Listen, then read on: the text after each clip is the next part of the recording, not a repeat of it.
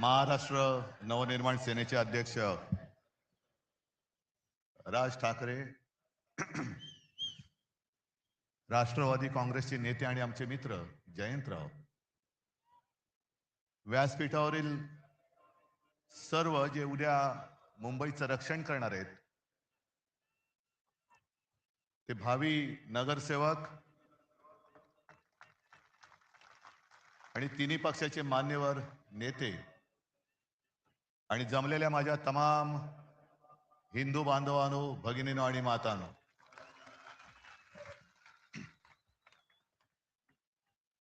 आता या पहिल्या वाक्यापासूनच उद्या चर्चा सुरू होईल की राज मराठी बांधवांनो, भगिनीनो आणि मातांनो म्हणाले आणि उद्धव ठाकरे हिंदू बांधवांनो, भगिनीनो आणि मातांनो म्हणाले. अहो, हेच तर आमचं म्हणणं आहे. कारण मुंबई महानगरपालिकेची निवडणूक सुरुवात कोणी केली, महापौर कोण होणार, त्यांनी सुरुवात केली आणि आम्ही म्हणतो मराठी महापौर होणार, ते म्हणतात हिंदू महापौर होणार. मग देवेंद्र फडणवीस हिंदू आहेत की नाही हा पहिला माझा त्यांना प्रश्न आहे. जरा तपासून बघा, काय तपासायचं असेल तर. नाही म्हणजे डोकं वगैरे काय बर्थ सर्टिफिकेट वगैरे असं मी म्हणतोय. आम्ही अस्सल मराठी बोलणारे देशभक्त हिंदू आहोत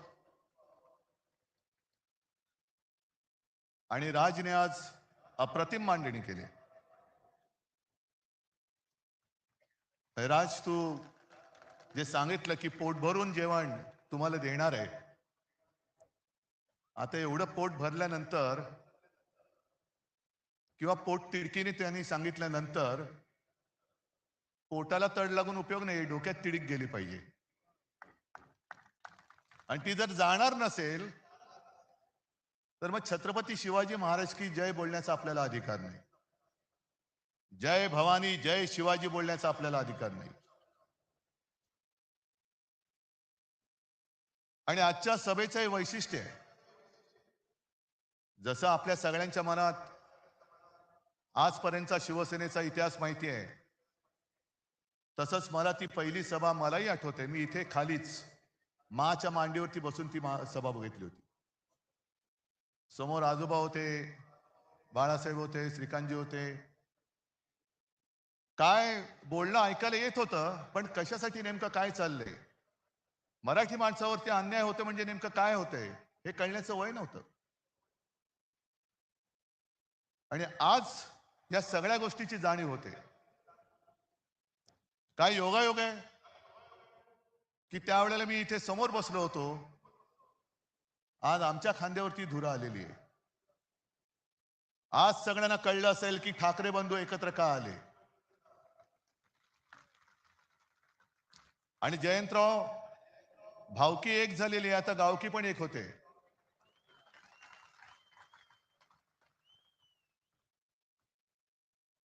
अनेक जण आतापर्यंत प्रश्न विचारत होते की ठाकरेंच्या अस्तित्वाची लढाई आहे का. अरे, ठाकरेंचं अस्तित्व ठरवणार अजून जन्माला नाही आलं. हे बघा समोर बसले, ते खरं ठाकरेंचं अस्तित्व आहे.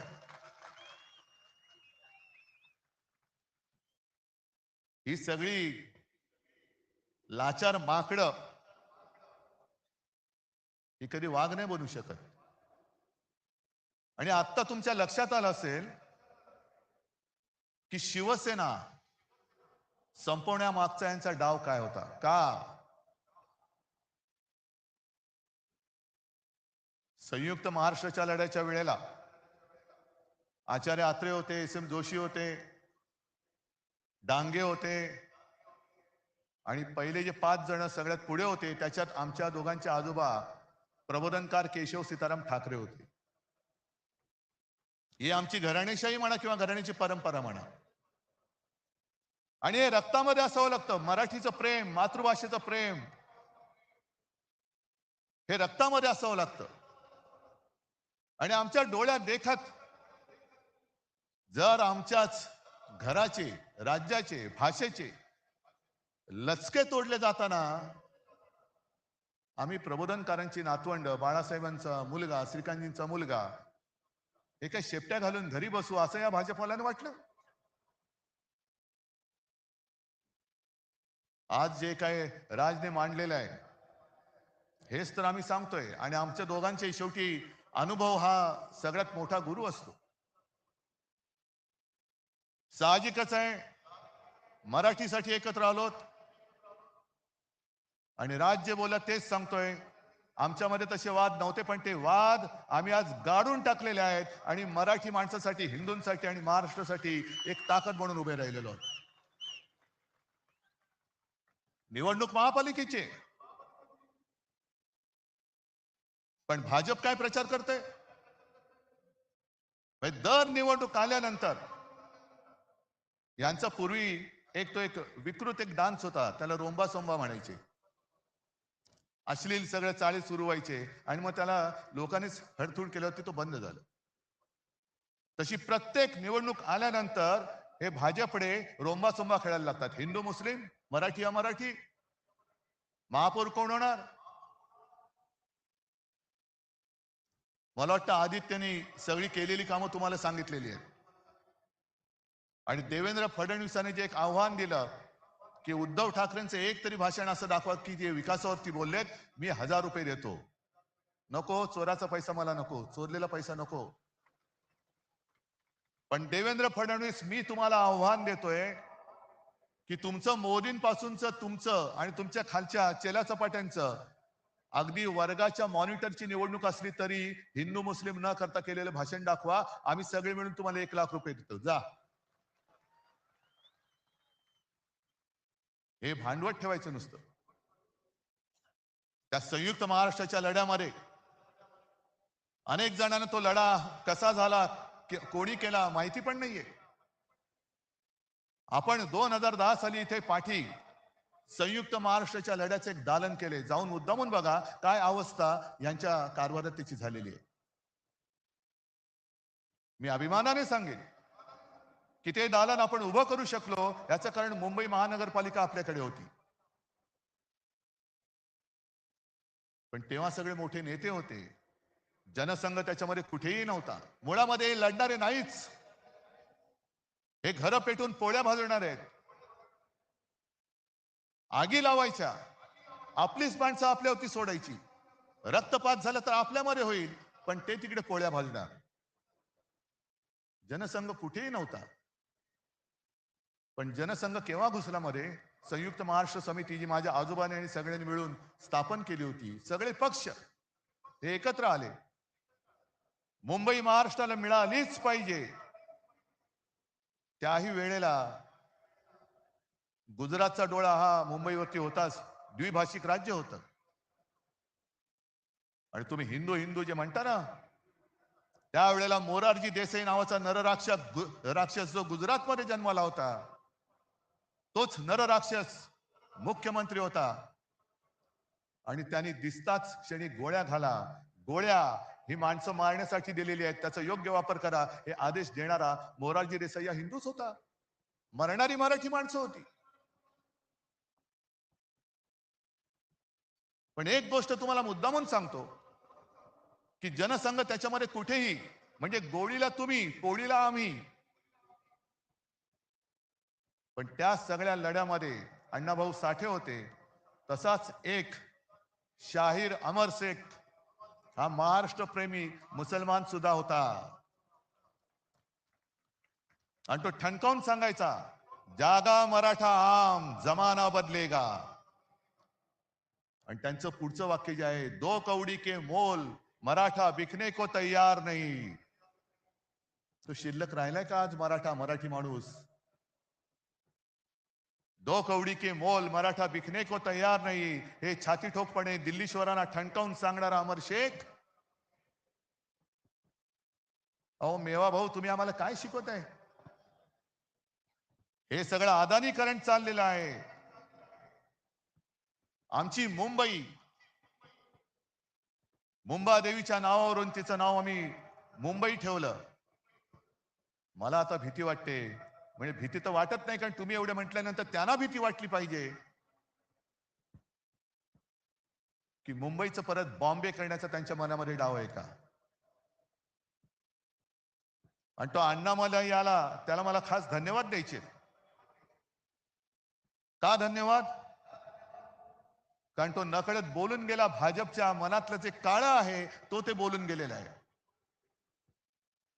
असंच ज्या वेळेला लोकसभेच्या सुमारास त्यांनी जो नारा दिला होता, आपकी बार 400 पार, मी म्हंटल होतं आपकी बार तडीपार.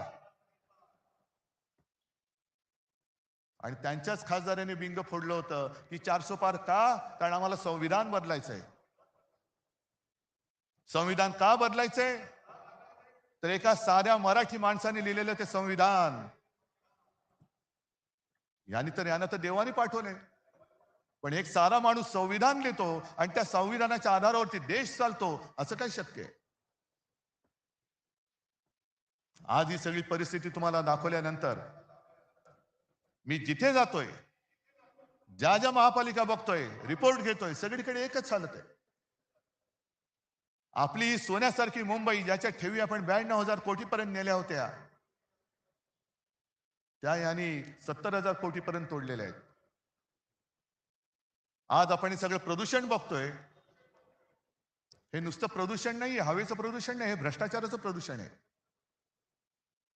जवळपास 3 लाख कोटींचा घोटाळा या दळबद्री भाजप आणि त्यांच्या या लाचार गद्दार सरकारने करून ठेवलेले, आपल्या डोक्यावरती मारलेले आहे. ही निवडणूक स्पष्ट आहे. आम्हाला महापालिका पाहिजे, का पाहिजे हे आम्ही दोघं सांगतोय. भाजपला का पाहिजे? कारण ती त्यांना अदानीच्या हातात घालायची.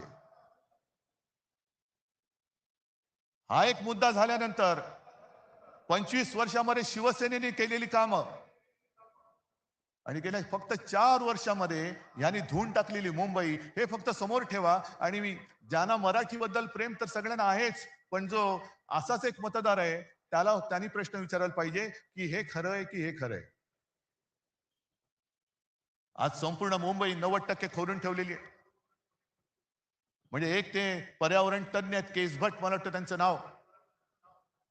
त्यांनी सांगितलं दिल्ली ही व्हेंटिलेटरवर आहे, तर मुंबई ही आयसीयू मध्ये आहे. उद्या आपण जगायचं कसं हे ठरवणारी ही निवडणूक आहे. आणि ही जी काही 90% मुंबई खोदलेली आहे, इकडून मेट्रो, तिकडून मेट्रो, इकडून बोगदा, तिकडून रस्ता खोदलाय, तिकडे फुटपाथ खोदलाय, चालायला जागा नाही, फिरायला जागा नाही. संपूर्ण मुंबईमध्ये धूळ आणि सिमेंटचं साम्राज्य आहे. पण त्याच्या प्रदूषणामध्ये त्या प्रदूषणात सुद्धा भ्रष्टाचार आहे. कारण या सर्व कामांसाठी जे सिमेंट वापरलं जातंय त्यातलं 50 ते 60% सिमेंट हे अदानीच्या कंपनीकडनं खरेदी केलं जाते. तुम्ही बसा मांडत, हिंदू मुस्लिम महापौर कोण होणार, हा होणार का तो होणार, तो होणार का हा होणार.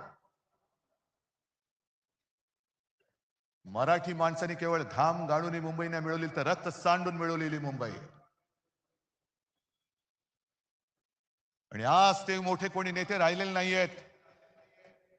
पण आमची घराण्याची परंपरा म्हणून, एक आमचं कर्तव्य म्हणून आम्ही तुमच्यासारख्या सगळ्या सैनिकांच्या साथीने हे आक्रमण परतवण्यासाठी उभे राहिलेलो आहोत. आमच्या सोबत येणार आहात की नाही हे ज्याचं त्यांनी ठरवायचंय. ही काही पहिली निवडणूक नाहीये. शिवसेनेला आता या वर्षी 60 वर्ष होतील. अनेक निवडणुका आल्या आणि अनेक निवडणुका झाल्या. काही शिवसेना जिंकली, काही शिवसेना हरली. भारतीय जनता पक्षाबरोबर युती झाली, हिंदुत्वासाठी केली. आणि याच व्यासपीठावरती तोही काळ आठवते, तीही मीटिंग मला आठवते, ज्या मीटिंग मध्ये शिवसेना प्रमुख जॉर्ज फर्नांडिस आणि पवार साहेब होते. युत्या होतात, आघाड्या होतात, मतभेद होतात, लोक दूर जातात. आता नितीश कुमारचं उदाहरण बघितल्यानंतर मला भारतीय जनता पक्षाला हेच प्रश्न विचारायचे आहेत की तुम्हाला हिंदुत्ववादी असलेली शिवसेना का नको, याचं उत्तर आज आम्हाला मिळते. तुम्हाला मेहबूबा मुफ्ती चालते. संघ मुक्त भारत म्हणजे संघ नको म्हणणारा नितीश कुमार चालतो. मोदींना अतिरेकी म्हणणारे चंद्रबाबू चालतात. पण शिवसेना नको, याचं कारण जोपर्यंत शिवसेना आहे तोपर्यंत तुम्हाला मुंबईचा घास गिळता येणार नाही हे पक्क माहिती आहे, म्हणून तुम्हाला शिवसेना नकोय. कारण आघाड्या तुटतात मी म्हंटल ना, पण पक्ष संपवण्याचा हा विकृतपणा हा शिवसेनेबरोबर त्यांनी पहिल्यांदा केलेला आहे. आणि महाराष्ट्राच्या ज्या दोन शक्ती, अरे तुमचा कुठला बँडवाले आहात तुम्ही, नुसता मोदींचे बँडवाले तुम्ही, आमचा ब्रँड संपवला निघालात. आज ठाकरे तर आम्ही आहोत, एकच आहोत, पण पवार साहेब सुद्धा आमच्या सोबत आहेत. ज्या पवार साहेबांनी देशामध्ये सुद्धा एक मोठं काम केलेलं आहे, म्हणून ही दोन नावं पुसून टाकायची. हे एकदा संपले का मराठी माणूस उभाच राहू शकत नाही. पण त्यांना अजून कळलेलं नाहीये, मराठी माणूस सहनशील आहे, दयावान आहे, पण कोण जर का अंगावर आला तर शिवसेना प्रमुखांची शिकवण आम्हाला आहे, एक तर कोणावरती वार करू नका, पण जर अंगावर कोण हात उगारला तर तो हात जागेवर ठेवू नका. आम्ही कोणाला घाबरवण्यासाठी युती केलेली नाहीये, आम्ही कोणाचं काही हिसकावून घेण्यासाठी युती केलेली नाहीये. पण आमच्याच घरामध्ये येऊन जे दादागिरी करतायत त्यांच्या विरुद्ध आम्ही आवाज नाही उठवायचा तर काय लेंड्या टाकायच्या. आणि मला एक मराठी माणूस असा दाखवा की जो परराज्यात जाऊन ह्यांचे जे पोपटलाल आहेत त्यांच्यासारखा दादागिरी करतोय. एक माणूस दाखवा, उभा चिरून टाकतील त्याला. पण मराठी माणसाला जो एक काही दुहीचा शाप आहे, हे शिवतीर्थ आहे. आज आपण शपथ घेतली पाहिजे की त्या दुहीच्या शापाला सुद्धा आपण कायमचं गाडून टाकू. शिवरायाच्या साक्षीने शपथ घेतली पाहिजे. नाहीतर औरंगजेबाचं ते वाक्य शिवसेना प्रमुखांनी सांगितलेलं ना, की या पहाडी मुलखात पराक्रम मुळामध्ये शिकवावंच लागत नाही. हे मराठे या पहाडी मुलखात तमाम दुनियेला भारी आहेत, यांना पराक्रम शिकवावं लागत नाही. पण दुहीचं बीज इकडे खडकावर जरी भिरकावलं तरी एवढं रुसतं फोफावतं की पाहता पाहता तमाम दौलत तबाह करून टाकतं. हा दुहीचा शाप गाडून टाकायचा आहे. आणि भारतीय जनता पक्ष मला कालच्या मुलाखतीत प्रश्न विचारला, तुम्ही वडिलांकडनं काय शिकलात? म्हटलं मी वडिलांकडनं त्याने जे त्यांच्या वडिलांनी शिकवलेलं तेच मी शिकलोय. म्हणजे काय? म्हटलं ढोंगावरती लाथ मार. मी ढोंगावरती लाथ मारतोय, भाजपच्या ढोंगावरती लाथ मारतोय. शब्द नीट ऐका, ढोंगावरती.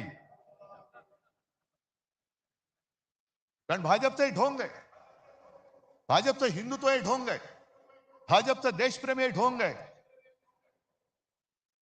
त्या काश्मीरमध्ये पहलगाममध्ये हल्ला झाल्यानंतर अनेक माता भगिनींचा सिंदूर पुसला गेला, त्या सिंदूरची यात्रा.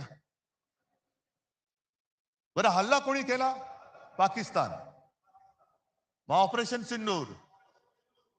आणि थोडे दिवस गेल्यानंतर जो पाकिस्तान आपल्या देशामध्ये अतिरेकी घुसवतोय, त्या पाकिस्तान बरोबर निर्लज्जपणे क्रिकेट खेळायला या शहांची चिरंजी पुढे, हे यांचं देशप्रेम. राज तू जे सांगितलं अकोटमध्ये MIM बरोबर युती, अंबरनाथ मध्ये, म्हणजे तिकडे तर कमाल झाली. उद्धव ठाकरेंनी जर काँग्रेस बरोबर आघाडी केली तर उद्धव ठाकरेंनी हिंदुत्व सोडलं. मग देवेंद्र फडणवीस अंबरनाथ मध्ये तुमचं काय असं होतं की जे तुम्ही सोडू शकलात? काय सोडलं तुम्ही? बरं मोदींच्या घरी लहान असताना ईदच्या दिवशी आजूबाजूच्या मुस्लिम कुटुंबियांकडनं जेवण यायचं, चांगली गोष्ट आहे. सौगाते मोदी तुम्ही वाटणार, पण आम्ही जरा कुठे काय खुट केलं, आम्ही जर अमर शेखची आठवण काढली तर आम्ही हिंदुत्व सोडलं. काँग्रेस बरोबर हात मिळवला, आम्ही हिंदुत्व सोडलं. म्हणजे भाजप काय करतंय ते अमर प्रेम, आणि आम्ही केलं तर लव जिहाद. हे ढोंग आहे. आणि काल मी संभाजीनगरला गेलो होतो. मला हिंदू मुस्लिम किंवा या जातीपातीच्या राजकारणात ही निवडणूक न्यायची नाहीये. माझं आज सुद्धा देवेंद्र फडणवीसांना दुसरं एक आव्हान आहे की तुम्ही आज माझ्या व्यासपीठावरती या, आपण दोघं मिळून, माझी पण गरज नाही पाहिजे आदित्यला सांगतो, मुद्द्याचं बोला.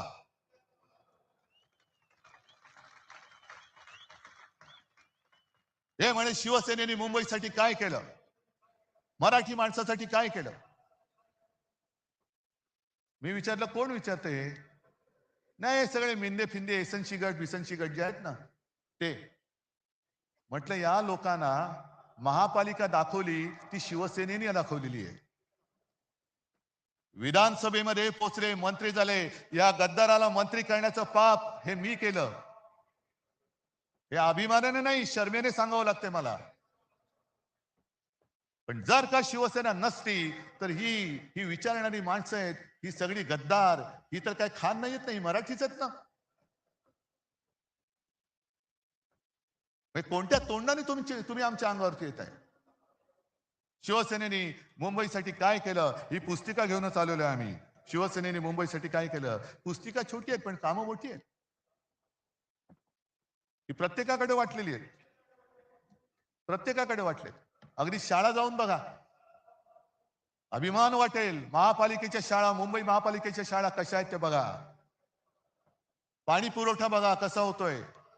अजून आपण 24 तास देऊ शकत नाही आहोत, पण त्याच्यात पाणी पुरवठ्यात वाढ तर नक्की करतोय.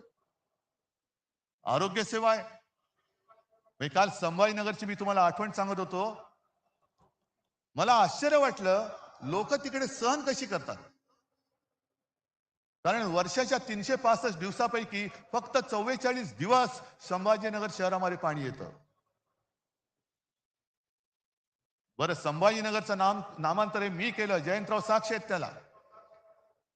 जो शिवसेना प्रमुखांचा एक आदेश होता, औरंगाबाद नाही छत्रपती संभाजीनगर झालं पाहिजे, तो आम्ही करून दाखवलेला आहे.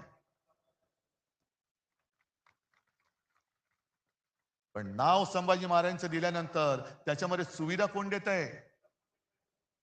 4 वर्ष तुमच्याकडे सत्ता आहे. डबल इंजिन, ट्रिपल इंजिन, जेवढी इंजिन, आता मनसेचं इंजिन आमच्याकडेच आहे. तुमची इंजिन नुसती पोकळ वाफा सोडतायत.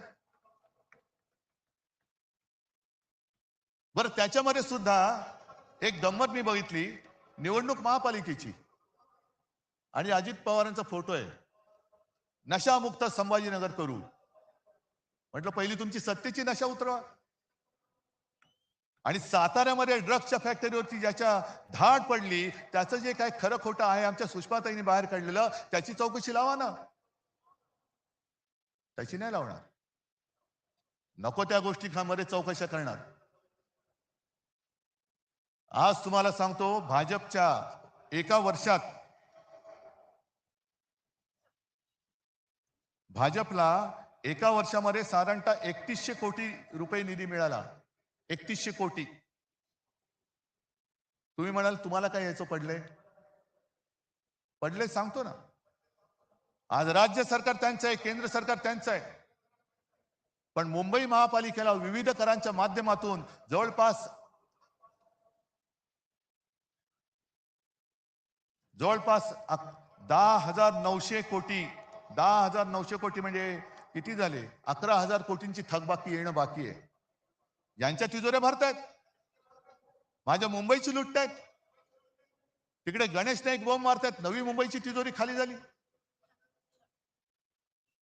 आणि म्हणून तुम्ही मुद्द्याचं बोला. आज आम्ही जे सांगतोय की आम्ही एवढ्या मुलांना मोफत शिक्षण देतोय, 8 भाषांमध्ये विविध शाळांमधून शिक्षण देतोय, आधुनिक तंत्रज्ञानाने मुलांना शिकवतोय. या ना, समोर या. आणि एक शहर तुमच्या राज्यातलं असं दाखवा की भाजप शासित शहर आहे ते मुंबईच्या बरोबरीने येऊ शकेल. दाखवून द्या, मी काही हरायला तयार आहे. पण मुद्दे सोडून बोलायचं, आपल्याला भांडवल ठेवायचं आणि अदानीच्या थैल्या भरायच्या. तुषार आपटेचा उल्लेख जो राज तू केला, अक्षय शिंदे मारला, तुम्हाला माहिती आहे ना, एन्काउंटर केला. आणि मी याच व्यासपीठावरून बोललो होतो की शिंदेना गोळ्या घालायलाच पाहिजे होत्या. ह्या संदर्भ माझा काही जणांनी वेगळ्या अर्थाने घेतला. माझं म्हणणं एवढंच होतं की गुन्हेगाराला सजा झालीच पाहिजे.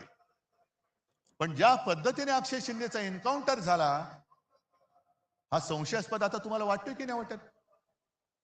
कारण जर का अक्षय शिंदे जिवंत असता आणि त्यांनी कदाचित या सहआरोपी असलेल्या तुषार आपटेबद्दल माहिती दिली असती तर कोण फासावर गेला असता? पण हे पुरावे मारून टाकायचे. आणि तुषार आपटेनी तिथे बदलापूरमध्ये पक्षाचं काम चांगलं केलं म्हणून या विकृताला त्यांनी स्वीकृत नगरसेवक केला. ही सगळी बजबजपुरी झालेली आहे. आम्हाला तो भाजप एक काही काळ थोडासा आपला वाटत होता जो राष्ट्र प्रथम म्हणत होता. आता ज्या पद्धतीने सगळे गुंड पुंड त्याच्यामध्ये जात आहेत. नाशिकमध्ये आमच्या सोबत होता तेव्हा हा सलीम कुत्ताचा मित्र, पण सलीम कुत्ताचा मित्र भाजपात गेल्यानंतर त्याचं श्वान झालं. तिकडे प्रफुल्ल पटेलला त्यांनी घेतलं, इक्बाल मिर्चीचा साथीदार. नवाब मलिक आमच्या सोबत होते तर दाऊदचा साथीदार. आणि अजित पवारांबद्दल माझं स्पष्ट म्हणणं आहे देवेंद्र फडणवीसांना की 70,000 कोटीचे घोटाळ्याचे आरोप तुम्ही आणि मोदीजींनी त्यांच्यावरती केले. ढीगभर पुरावे तुम्ही नेऊन दिले. आता जर का केस चालू आहे असं तुम्ही म्हणताय तर पुरावे तुम्ही दिलेत. ते आता पुरावे की जाळावे कोर्टाने एवढं सांगा. आणि त्या पुराव्यामध्ये दम असेल कारण तुम्हाला माहिती आहे तुम्ही पुरावे दिलेत तर अजित पवारांना लाथ मारून हाकलून द्या. आणि नसेल तर अजित पवारांची जाहीर माफी मागा. कारण हेच तुमच्या चालचाली चाललेले आहेत. लोकांना बदनाम करायचं, आयुष्यातून उठवून टाकायचं, पक्षामध्ये घ्यायचं. म्हणजे भाजपची एवढी हालत वाईट झालेली आहे. निष्ठावंतांना आता काही किंमत राहिलेली नाहीये. निष्ठावंत सगळे उपऱ्यांच्या म्हणजे आपण उपरे वेगळे आपल्या डोक्यावर बसवतायत हे, पण भाजपच्या निष्ठावंतांच्या डोक्यावरती वेगळे म्हणजे भाजपच्या ते जयंतराव तुम्हीच सांगितलं होतं ना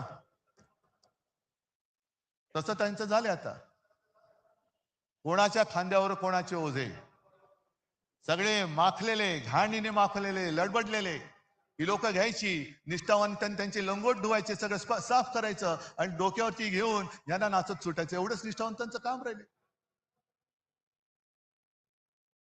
ही भाजप आम्हाला मंजूर नाहीये. आता भाजपामध्ये राष्ट्र प्रथम नव्हे तर भ्रष्टाचार प्रथम म्हणणारी भाजपा झालेली आहे. गुंडागर्दी करणारे, बलात्कारी प्रथम म्हणणारी भाजपा झालेली आहे. आणि आपल्यामध्ये आगी लावून प्रत्येक ठिकाणी हेच होतंय. एका मोठ्या समाजाला डिवचायचं आणि त्याच्या विरुद्ध इतर समाजाला चिडवायचं. म्हणजे हा डिवचलेला समाज विरुद्ध गेला तरी चालेल पण बाकीचे चिडवलेले एकत्र येऊन हे भाजपला मतदान करतील, कसं करतील हे बघायचं. मी इथल्या मुंबईकरांना, तमाम मुंबईकरांना मी आवाहन करतोय, म्हणजे विनंती करतोय, हा लढा आमचा आहेच, मराठी माणसाचा आहेच. पण आज मुंबईमध्ये अनेक पिढ्या राहणारे इतर भाषिक आहेत. ज्या वेळेला मुंबईमध्ये संकट येतं, नैसर्गिक आपत्ती असेल, अतिरेकी हल्ला असेल, तेव्हा पहिल्यांदा जात पात धर्म न विचारता त्याला वाचवायला धावून जातो तो शिवसेना प्रमुखांचा शिवसैनिक धावून जातो. रक्तदान करायला पहिल्यांदा रांग लावून उभा राहतो तो भाजपवाला नाही राहत. तो तिकडे गोमूत्रासाठी लाईन लावेल पण रक्तदानासाठी नाही लावणार. गोमूत्र प्राशन करायला लाईन लावतील तिकडे. माणसं मरतायत, नाही गोमूत्र प्राशन केलं तर त्याची जीव वाचतील. तुमचं हिंदुत्व. पण रक्तदान करताना सुद्धा शिवसैनिक कधी विचारत नाही की माझं रक्त कोणाला जाणार आहे. हे अशा अण्णा मला येतील आणि जातील, मलाही खाणारे येतील आणि जातील, ओरबाडून आपल्याला काढलं जातंय. आणि म्हणून आम्ही एक पोट तिडकीने हा लढा उभारलेला आहे. नाही तर आम्ही पण गेलो असतो ना. हे एवढं देश भरून अडाणींनी टाकलेलं आहे, त्याच्यात आम्ही आमची घरं भरली असती. काय फरक पडतोय? पण तसं जर का आम्ही झालो तर राज, तू जे बोललास की आज शिवसेना प्रमुख आमचे आजोबा हे वर्ण आमच्याकडे बघत असतील, त्यांच्या डोक्यात किंवा त्यांच्या मनात आमच्याबद्दल काय झालं असतं, अरे ही आमची पिढी, आम्ही काय होतो, आम्ही काय लढा उभा केला, कशा त्या खचलेल्या मराठी माणसाच्या मनगटामध्ये आम्ही हिंमत आणि आत्मविश्वास भरला, आणि ही माझी शेलपट मुलं आणि नातवंड नाही. पण त्यांनी जे आणखीन सांगितले की जगायचं कसं, एकच दिवस जगा, पण तो वाघाचा जगा. 100 दिवस शेळीच्या जगण्याला काही अर्थ नसतो. जगायचं असेल तर वाघ म्हणून जगा, आणि शेळी म्हणून जगायचं असेल तर भाजपात जा. जे गेलेत गद्दार त्यांना जाऊ दे. असे अनेक जण आले आणि गेले. जसा अस्वलाच्या अंगावरचा एक केस उपटला तरी काय फरक पडत नाहीये, केस येतच असतात. भाजपला आज राजकारणामध्ये पोरं होत नाही, हे त्यांचं शल्य आहे, आमचं नाहीये. म्हणून मोहन भागवत सांगतायत की अपत्य वाढवा, अपत्य वाढवा, अपत्य वाढवा. अरे होत नाहीत, आम्ही काय करू शकतो? आम्हाला होत आहेत, तुम्हाला होत नाही. कारण मुळामध्ये जे बीज लागतं विचारांचं, ते विचारांचं बीजच भाजपमध्ये नाहीये. नेमका भाजप कशासाठी स्थापन केला गेला हेच त्यांना माहिती नाहीये. नक्की उठायचं कधी आणि बसायचं कधी हेच भाजपला माहित नाहीये. पक्ष जगणार कसा? ही आलेली सूज आहे, हा सत्तेचा माज आहे. आणि हा माज, निदान एक लक्षात घ्या, इतिहास वगैरे जो काय कोण बघत असेल, काय बघत असेल, मला कल्पना नाही. पण खंडोजी खोपडेचं नाव घेतल्यानंतर आपण काय बोलतो? सूर्याजी पिसाळचं नाव घेतल्यावरती काय बोलतो? आणि तानाजी मालुसरे, बाजी घोरपडे यांचं नाव घेतल्यावरती काय बोलतो? 400 वर्ष होऊन सुद्धा त्यांच्या कपाळावरचा जर गद्दारीचा डाग पुसला जात नसेल, तर ह्यांच्या कपाळावरचा डाग पुसायला किती पिढ्या जावे लागतील? आणि मग तुम्ही ठरवायचे, आम्ही तर ठरवलंय. छत्रपती शिवाजी महाराज होता येणं तर शक्यच नाही, त्यांचा मावळाही होता येणं शक्य नाही. पण त्यांनी जे त्यावेळेला केलं, असं काय नेमकं होतं की हे त्यावेळेला त्या मोगलांना टक्कर देणारं तेज या महाराष्ट्रामध्ये जन्माला आलं? आणि त्याच मातीमध्ये आपण जन्मलेलो आहोत, आणि तोच लढा, त्याच आक्रमणाविरुद्ध आज आपल्या हातामध्ये हे शस्त्र हे आलेलं आहे. जगायचं कसं हे आपण ठरवायचं. इतिहासामध्ये नोंद आपली कशी झाली पाहिजे हे आपण ठरवायचं. आणि मला खात्री आहे की जे विचार आम्ही तुमच्या समोर मांडतो, हे विचार नाही, हे सत्य आहे. आणि सत्य नाकारून जर का आज देखील कोणी पुन्हा भाजपच्या नादी लागणार असेल, तर केवळ आपलंच नाही, तर ते त्यांच्या पण मुलाबाळांचं आयुष्य धोक्यात घालतायत. आणि म्हणून एकच हात जोडून विनंती आहे, मी हात इतर कोणासमोर जोडत नाही, पण हे जे काय सैन्य आहे, हातामध्ये भगवा घेतलेलं सैन्य आहे, त्यांच्या समोर मी हात जोडतोय.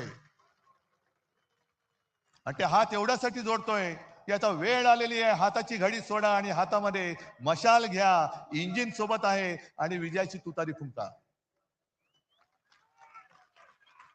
आणि हे फक्त छत्रपतीचा छत्रपतींचा महाराष्ट्र करू शकतो.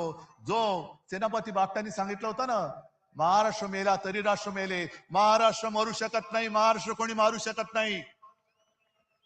आणि जो राष्ट्राला मारायला येईल त्याला मारल्याशिवाय महाराष्ट्र राहत नाही, हे दाखवण्याची वेळ आलेली आहे. आणि तेवढ्याच करता ही जी काही एकजूट केलेली आहे, ही त्याच्यासाठी केलेली आहे, ही गंमत म्हणून केलेली एकजूट नाहीये. आपण शपथ घेतली पाहिजे. रक्त सांडून मिळवून दिलेली मुंबई आपल्याला आहे. मराठी माणसाने रक्त सांडून मिळवून दिलेली मुंबई आहे. आम्ही ही मुंबई तुटू देणार नाही, लुटू देणार नाही आणि झुकू देणार नाही. ही शपथ घेऊन आम्ही उद्याच्या युद्धाला सामोरं जात आहोत. सगळ्यांना शुभेच्छा देतो. जय हिंद, जय महाराष्ट्र.